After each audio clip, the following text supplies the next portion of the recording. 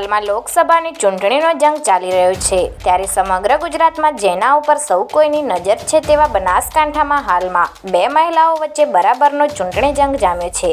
ત્યારે આજે ગુજરાત ભાજપના પ્રદેશ પ્રમુખ સી.આર. પાટીલ બનાસકાંઠાના દિયોદર ખાતે રેખાબેન ચૌધરીની સભાને સંબોધવા માટે સીધા સુરતથી બનાસકાંઠાના સણાદર હેલીપેડ ખાતે હવાઈ માર્ગે હેલિકોપ્ટર દ્વારા આવી પહોંચ્યા હતા। આ પ્રસંગે હેલીપેડ ખાતે સી.આર. પાટીલનું બનાસની ધરતી ઉપર બનાસકાંઠા જિલ્લા ભાજપ દ્વારા તેઓનું ખેસ પહેરાવીને ભવ્ય સ્વાગત કરવામાં આવ્યું હતું।